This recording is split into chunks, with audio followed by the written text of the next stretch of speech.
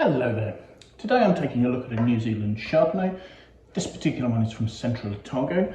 This is the Nanny Goat Single Vineyard Queensberry Chardonnay from 2023. So yes, the Nanny Goat Vineyard and their cellar door are in the Queesberry subregion of Central Otago. And so that's on the banks of the River Clutha. The location's about halfway between Wanaka and Cromwell. It sits at the bottom of the northern end of the Pisa range of mountains. We have just over 18 hectares of vines here at present, and predominantly they're planted to Pinot Noir. There's some Chardonnay and a little Pinot Gris. Now, Nanny Goat is a brand owned by the Joval Wine Group, and Joval are a group, they're family owned. They're owned by the Valmorbida family, and the group's been in existence since 1963, working in the Australian and New Zealand wine markets.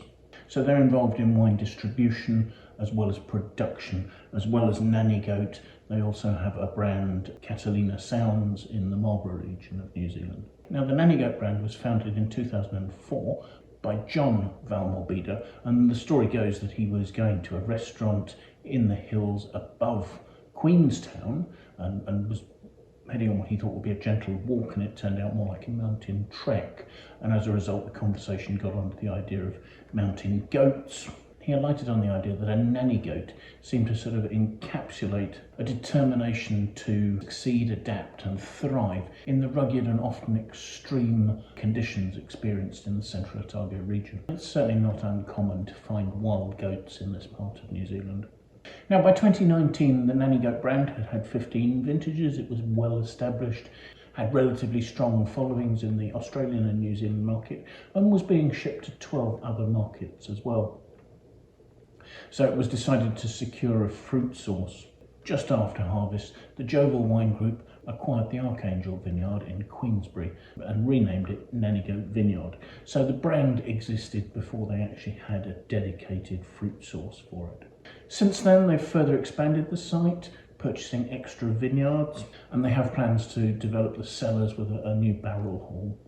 It was in 2001 that Ian and Mary Zuakowski had purchased the land for the vineyard here, and they started planting in 2004, and then there was additional planting went on in 2008. So by the time they'd finished, there was something like 18.6 hectares of vines here, and they built the Archangel brand into a relatively respected brand known locally, and one that had won awards for several varieties. They planted predominantly Pinot Noir, with Chardonnay, Pinot Gris and a little Riesling. The Riesling is no longer there.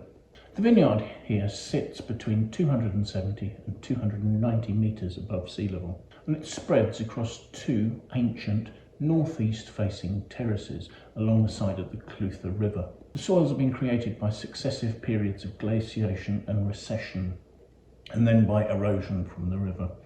So these alluvial terraces comprise loess, gravel and mineral quartz, and then years of farming and associated cultivation has added some vegetative matter to this otherwise poor quality mineral soil.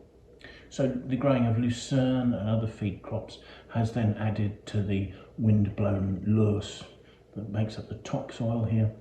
And what results is a balance between a little vine vigour, but also free-draining soils that stop that vigour getting out of hand. The region is one of climatic extremes. It's semi-continental, so you have very hot summers, short autumns and cold winters here. So in combination with the elevation, you've got actually quite hot summer days, but cool nights that help to preserve the acidity and the perfumes in the wine, while at the same time allowing the grapes to attain full phenolic ripeness. Now, the vineyard here is accredited both by BioGrow and also by a program called Sustainable Wine Growing New Zealand. And the organic certification from BioGrow was achieved for all the original vineyards in 2019, and any additional plantings are now in transition to being organic. Today, the estate totals 26.3 hectares, of which 18.6 are planted to vines. And planting's about 85% Pinot Noir, with 8% of Chardonnay and 7% of Pinot Gris. This particular wine comes entirely from one of the original blocks, block 13. The block was planted with a clone called clone 15. So vine age here in 2023 was approaching 20 years. So these are vines approaching full maturity. The fruit was hand-picked and sorted in the vineyard prior to delivery to the winery. At the winery it was whole bunch pressed, which will give relatively clean juice. It was put into stainless steel tanks to settle very briefly, but actually was still fairly turbid when it was put into oak for fermentation. The fermentation vessels used were French oak puncheons, so these are 500 litre barrels, so much larger than your classic 225 litre barriques, and of those 17% of them were new. Fermentation went on using the natural yeasts that had found their way into the winery on the fruit, and fermentation went on with high solids, which is a situation providing plenty of nutrients that should help the yeast achieve a healthy fermentation. Now, the wine underwent a full malolactic conversion and stayed in barrel for 10 months prior to bottling, and during that period there was occasional lee stirring to keep the yeast sediments suspended in the wine and allow them to break down and give a little more fatness to the body of the wine. So let's see what we make of it, shall we? Looking at it here, we've got a pale to medium yellow colour. Swirling it, the wine is labelled as 14% alcohol and is immediately forming some very noticeable tears on the side of the glass there. I hope you can see those. Let's see what we make of the aromas, shall we? Ooh.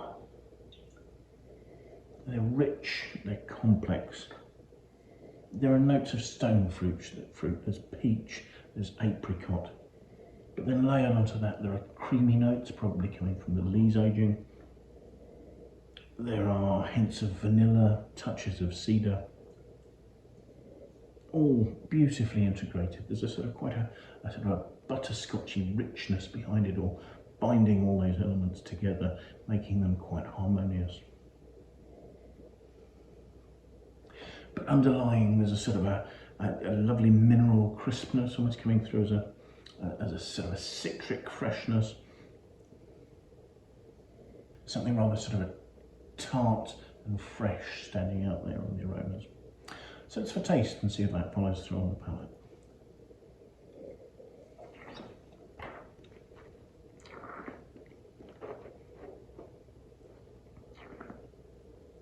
The wine's dry, it's got a lovely underlying mineral freshness, which was what I was expecting from the aromas. But there's a very toasty fermentation note right at the sort of the core of the wine there. So you've got sort of toasty, gunflinty notes. There's an exciting, complex mineral nature. And behind that there's a lovely fruit richness coming through as that sort of butterscotch note. And yet there are lemony fresh notes. It's a lovely combination of initial lean, fresh minerality that's giving a mouthwatering crispness to the front of the palate, and yet a broadness to the finish that's lingering, and that's where the sort of the vanilla and the toasty oak notes are coming through at the very end. There's a long finish. That finish is being given a little bit of warmth, perhaps by the 14% alcohol. As I say, initially the wine is quite lean and fresh, and then it gains a bit more sort of weight and roundness on the back palate. So I would say that was actually a sort of medium to full-bodied wine. Certainly the finish has weight and richness, but it's lasting quite well. I did wonder when I looked at the Wine Search aggregated critic score for this and saw that it was 93 out of 100, if perhaps the critics who'd looked at this have been a little bit generous. But I think I can see some real quality in this wine. Now, the producers suggest that this is a wine that could be kept for 10 years. I think that's probably fair. It's got some really good underlying acidity that will give it some lovely stability to age, and it's got some weight and freshness. Having said that, I don't think it needs that time to age, because I've already got complexity. I've got both sort of fresh fruit, but also a certain degree of development. It would be interesting to come back to at a later stage, but I think actually it's a very compelling wine, and it would be quite difficult to keep bottles in your cellar without tucking into them sort of long before that. So thank you very much for watching. I do hope you've enjoyed the tasting. If you have, do please press the like button. If you have any comments you'd like to leave, please pop those in the comments box below. That would be fantastic to hear what you think about the wines, tastings we're doing, or anything else that relates to that. If you have any friends you think might like to watch the video, do please feel free to pass it on to them. I'd really appreciate your endorsement in that way. I will leave a link to the Wine Searcher webpage for this vintage of this wine, so you can see that it's available near you, hopefully it will be, and at what price. Thank you once again for watching, and I do hope you'll make some time and come and join me for another tasting in the very near future. Until then, bye for now.